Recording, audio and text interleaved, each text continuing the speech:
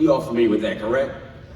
So for me, from the age of 13 to 17, I lived the life that you can only fathom or imagine in the streets.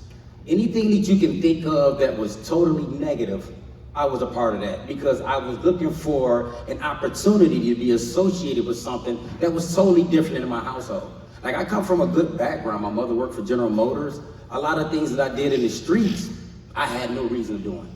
But I just wanted to do something that was totally different, so what I ended up doing was getting involved with gangs.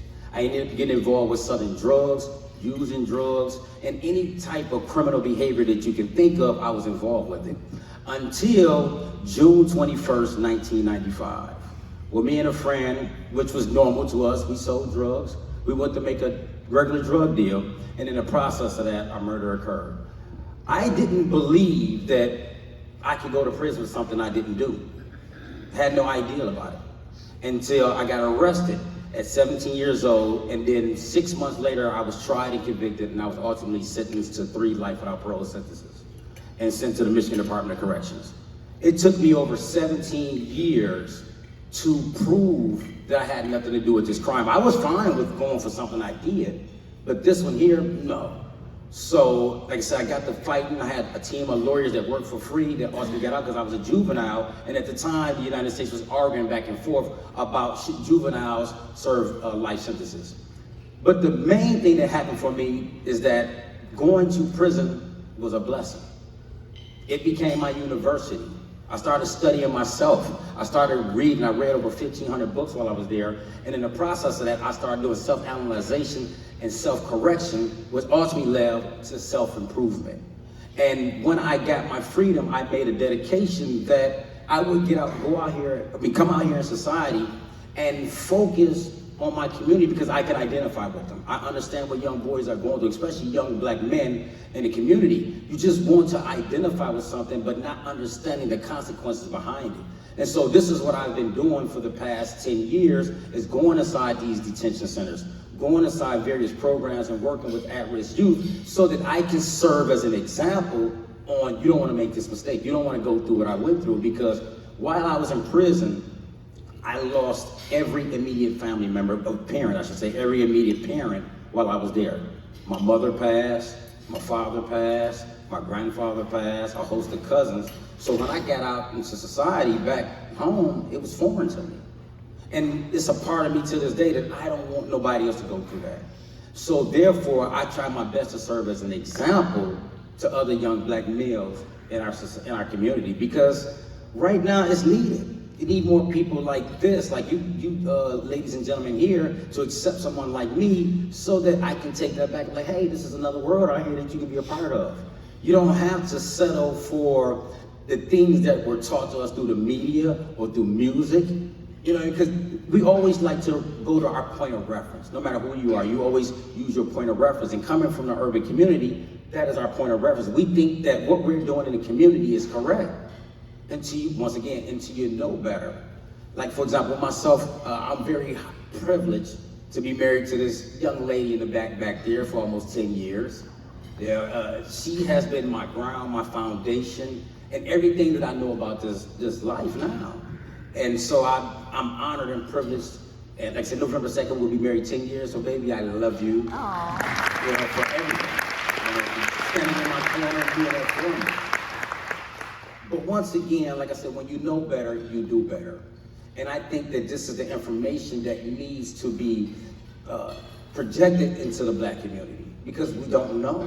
A lot of people think that, you know, the information is there pretty, but it's not. Whenever the drug dealer is your hero, whenever a ball player is your hero, whenever a rapper is your hero, that is as far as you're going to go in life. You're going to try to achieve those goals.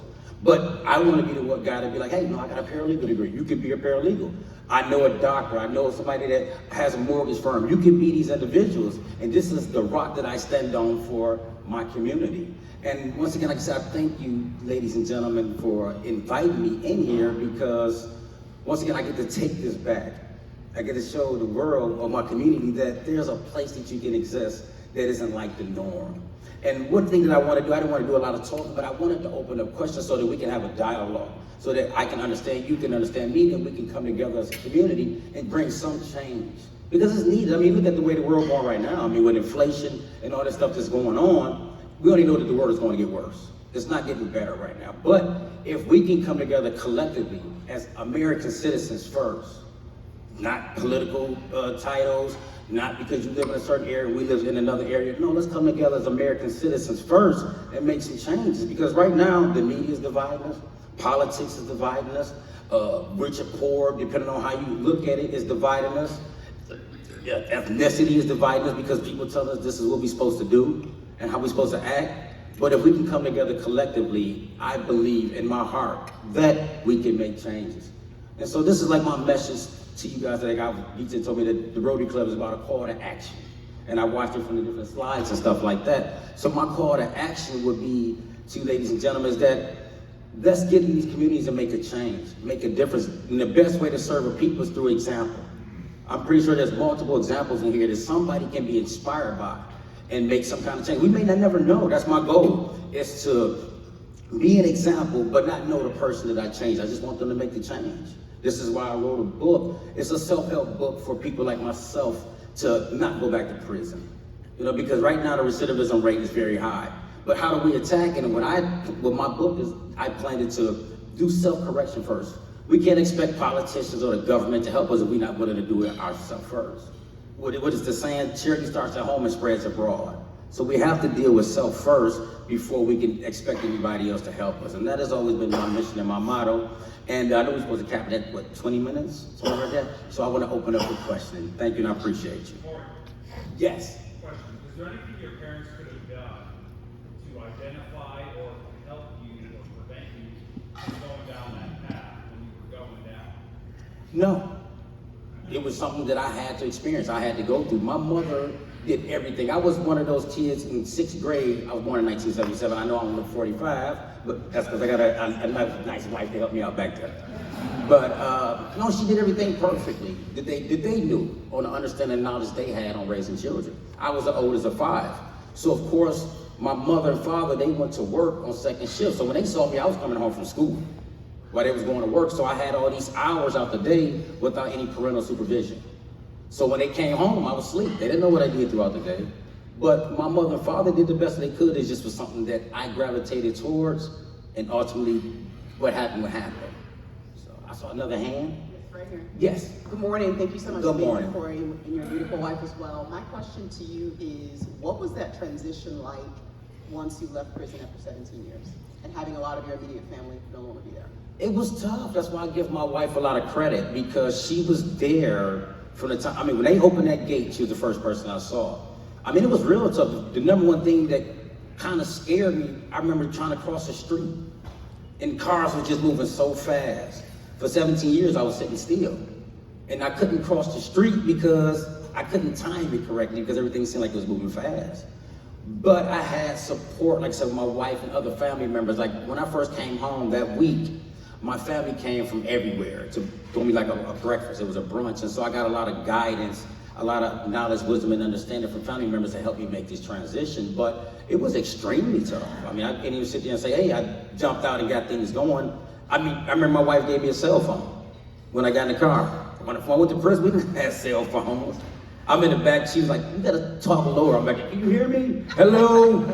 Because it was so small. I was like, I didn't know how to work it, but no, it was real tough, because coming from a world that we didn't have a lot of technology to where, I mean, I remember I was confused on when a car started up, the headlights was on. Like, why is everybody driving with their headlights on? I didn't know that the cars came like that when you started up. So no, it was extremely tough. But once again, I thank my family support team for helping make that transition as smooth as it was. When you went into prison, obviously, you were still that person who was involved in the criminal organization and things of that nature. At what point did you decide to turn that into a positive experience, self-reflection, and to begin to read and study and to change your life? I think it was like my first 1.5 to 2 years when I was incarcerated. It finally settled in. Like, okay, well, 2 years has passed. I'm sitting on this bunk still. They still saying die in prison. So it became a point to where I was like, no, this can't be all. Even if I don't get out of here, I still want to be an example because I still had younger brothers and sisters. I had 2 brothers and 2 sisters that I still wanted to have some kind of positive impact on, even though I was incarcerated. So it was around that time, like I remember laying on my bunk and just crying one day, like, is this life? You know, in prison you're supposed to cry. I put my head under the pillow, under my pillow, my blanket, and just cry, like, is this life? And from that point, I made a determination that I was going to be better, even if I didn't get up out that place. Yes. Thank you so much for sharing your story this morning.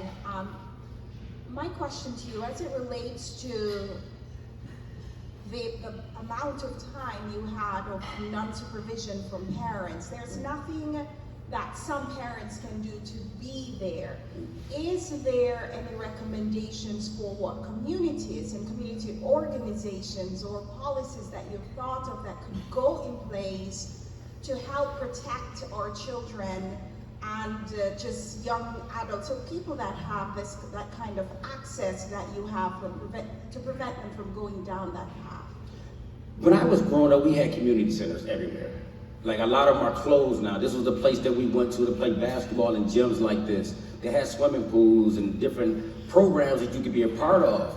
In our community, which you well know, they closed majority of those for various funding reasons, stuff like that. So now the kids, when they get out of school, they have nothing to do, especially if you're in a situation like me, where the parents are off to work trying to take care of the children. I mean, you're trying to provide for the household and children. So what happens, like any young teenager, you're going to find something to do, whether negative or positive. I think right now the best thing is to bring that kind of stuff back, because it was a place of shelter.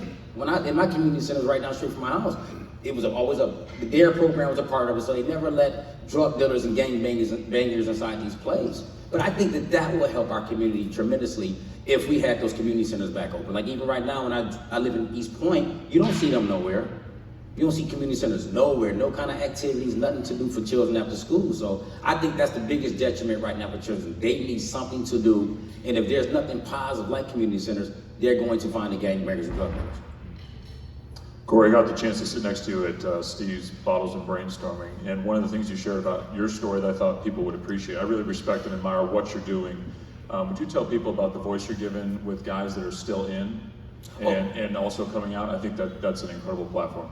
One of the things that I'm doing right now, this is my merch that I make, but I'm right now in the process of developing a company that's going to produce podcasts, blogging, and book publishing for people in prison. My goal is to just give them a voice. A lot of them are coming home, but a lot of them are going to be stuck in there for the rest of their life. So it's my goal just to give them a voice in society. Yes, they made a mistake. Yes, they're in prison, but do we just write them off? Do we just leave these people in there? Because in America, there's over 2 million people incarcerated. So do we just leave these people in here without actually understanding what life is? So that is my goal, which I'm building now, is to create this company just so that they can have a voice out here in society.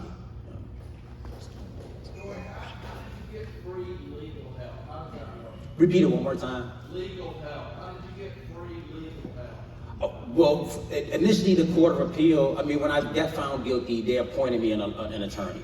And I don't know about here in Georgia, but in the state of Michigan, court-appointed attorneys are only supposed to take you to the Court of Appeals. After that, you're on your own. When we filed our initial appeal in the Court of Appeals, we got denied, but we had a dissenting opinion. You have 3 judges, and 1 judge wrote a dissenting opinion. My lawyer at the time, a guy named Paul Bennett, he was going to, that was his end of his representation of me, but he just felt something about it, he just felt compelled to take me further to where he ended up taking me to the federal court. And in the process of that, my story kept getting out there to where other lawyers just got involved, and that's how I ended up getting out. They just sacrificed their time and money and energy to make sure that someone like myself can get out, and that's how I ended up having that representation. So, Hey, Corey. Over here, I got you. A question and a comment. So was it the conviction that was overturned, or was it the sentence that was overturned? It was both. It was both. It was both, the conviction and sentence. Normally, whenever you appeal a conviction, that is both of them. What happened, I'll tell you this, and I'll be real. No, those are 2 very different things. Well, in the appellate process, they can be, but the way we argued it, because this is what happened, I'll be real terse and succinct. When the police were looking for me to arrest me, I hired an attorney. Well, my mother hired an attorney. We went to the police department, and then what my lawyer did was waive my Miranda rights and allowed me to be interrogated by the police, to where they got a statement on me that wasn't factual. They used a statement against me in trial, and that's how they ultimately got the conviction. Well, the federal court ultimately recognized that no lawyer should let a 17-year-old child sit with police, whether right or wrong, and that's when they overturned the sentence and the conviction. Okay. Lastly, the statement. So I do a lot of criminal work in Fulton County, and I've sat across from my clients in Fulton County Jail, and the speech that I give them is of what they can become, and you are what they can become. Nice. So it would be amazing if I could get you down there so that they could physically see a representation of what I'm telling them. I would love it. We can change phone numbers afterwards, and we can do it. I would love it.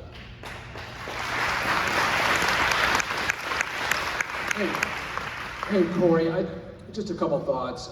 What I'm leaving today is how impressed I am with your courage to get up and tell your story, and then how inspiring that story is. So certainly keep telling it, but I would love to get just a little more perspective about you as having somebody who has been incarcerated, because I think a lot of us have maybe misconceptions about people who have committed crimes. It's like, hey, you did the crime, now you do the time. And in some ways I think we do make them prisoners less than human. And so I just would love to get your perspective, maybe dispel some things that people believe that might help us better understand the plight of people who are in prison. Some, like yourself, wrongly incarcerated. One thing I can say, one of the biggest misperceptions about people in prison is that they're all just bad or evil people. Like a lot of them just overwhelming majority. I would say, if I'm using a percentage, I would say like 95% of them are actually really good people. Just made a bad decision somewhere in their life.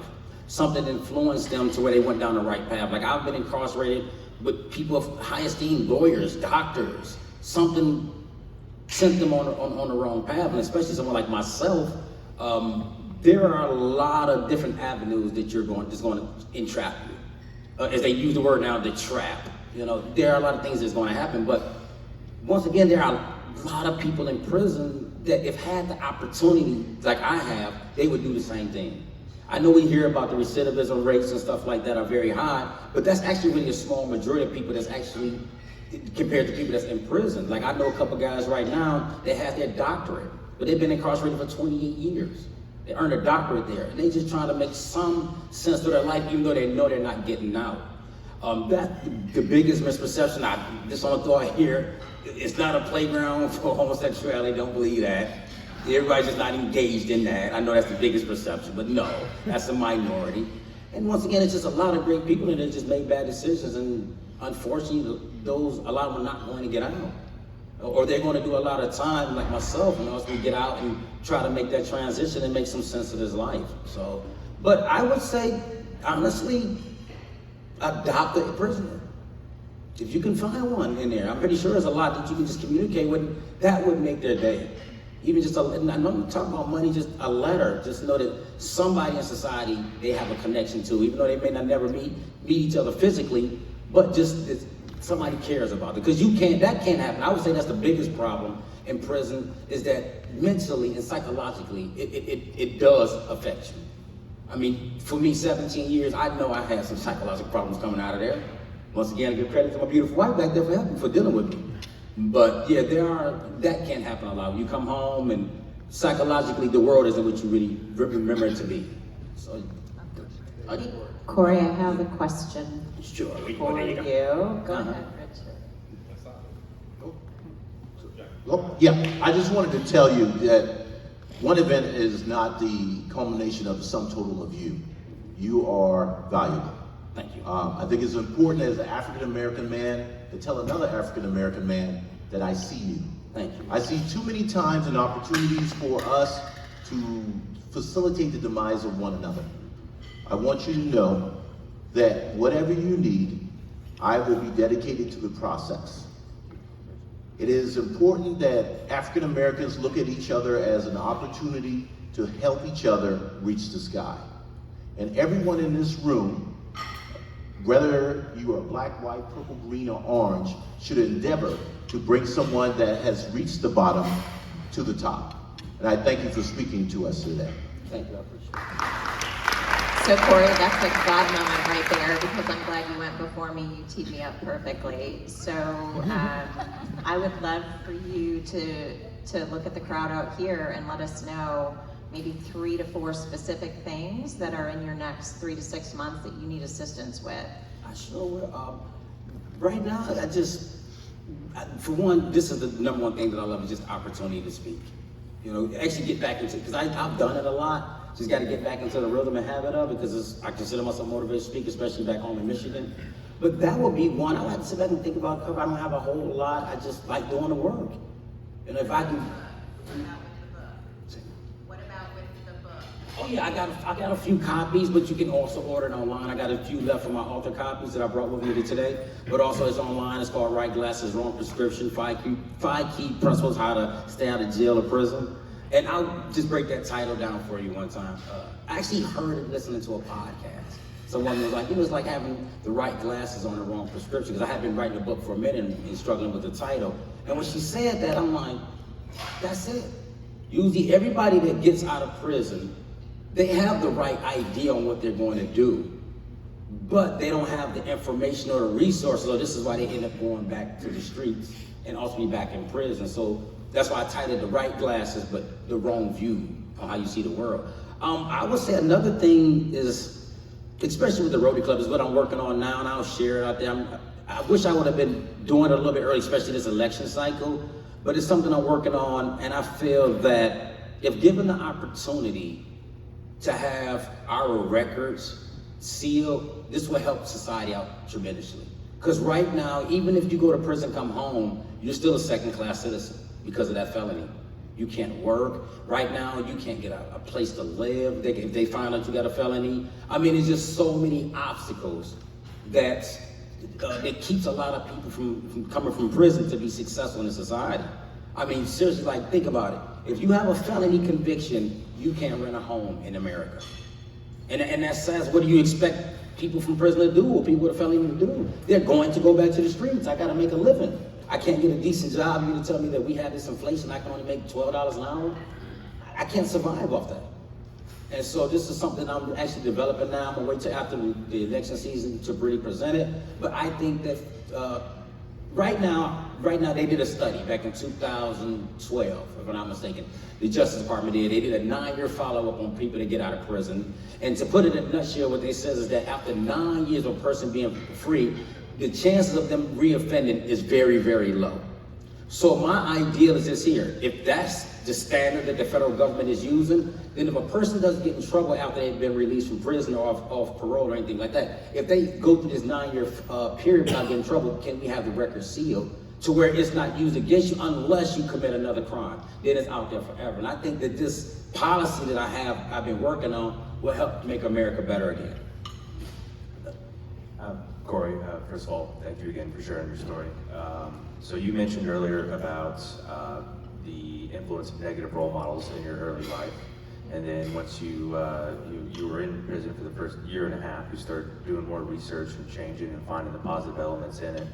My question for you is, when you're doing that research, that reading, that learning, is there anyone that you read or learned about that really stood out to you as a positive role model, and how so? I would say, yeah, a lot of my favorite book is a book called by Dr. Carter G. Woodson, The Miseducation of the Negro. It's like that book there was the first book that I read, and it just changed my whole outlook on a lot of different things. I'm more so inspired by just what I see regular people, regular folks. I'm not one of those ones I used to look at the athletes and rappers and stuff like that as inspiration. I got a couple, I think Jay-Z, I think everybody like Jay-Z, but you gotta like Jay-Z if you come from our area. But it's just more so regular people like this here. This is inspiring to me. And this is where I find my inspiration and my motivation from. Because at one point in time, yeah, I wanted to be a rapper. Who didn't? Growing up in the 90s, you had Death Row, you got all these different various rap labels. Who didn't want to be a part of that? But once you start to venture out and come to places like this, you realize there's more to it than what you really know about the world. Hey Corey? Yes. Just a question. So I'm a guest here today, and it's really exciting to see the room, and I can certainly feel the energy in terms of what can help you moving forward, and thank you for sharing your story. But my question to you is that I have a lot of family members in Chicago to the game. It's a vicious cycle when they get out, going back. But we have active relative now that I'm chatting with a little bit. So I'd like to hear a little bit of the conversation flow that you use with people who are at risk. What are some of the pushbacks, obstacles you get? I'm sure we've got some common denominators there. Just kind of want to hear how that works for you. I mean, usually I can connect. I'll be honest with you, my language, this is not my language. I'm just being nice there, but I try to be brutally honest with everyone I'm talking to. I mean, I could be a pirate, let's put it like that, okay? But I just think that you just have to be honest with them. You know, I think our society right now, especially with social media and the media in general, we like to take in these lies and believe that your world is what it's not. But just being brutally honest with people, like you said, you're in Chicago, that's the my second largest part of my family is in Chicago, so I know. But just being brutally honest, and I think that that's where we need to be right now. I mean, I hate to say this, but not really. One thing I liked about Donald Trump, he just said it. He just threw it out there, whether you like the guy or not. You know, he threw it out there, and I think that's where we need to be right now. We need to have honest and brutal conversations to make the world better again. Thank you so much. Hang out with me.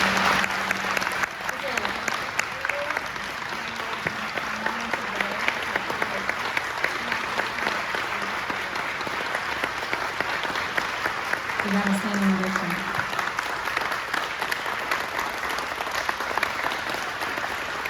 Thank you very much. You're incredibly inspiring. And everybody's got a story, right? But we get to choose whether we're a victor or a victim, and you're a true victor, and I'm so proud of you, and thank you for giving back. And I will say, you say you're a motivational speaker. Sometimes motivational speakers can be rah-rah. You're extremely genuine, so just continue to be you, and thanks so much for all you do.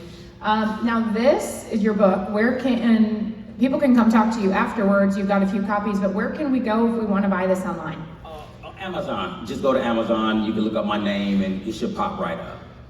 Right glasses, wrong perspective, and you're a book writer. And you're just beginning. So thanks so much. We appreciate you being here. All right, Beach, you wanna do the raffle?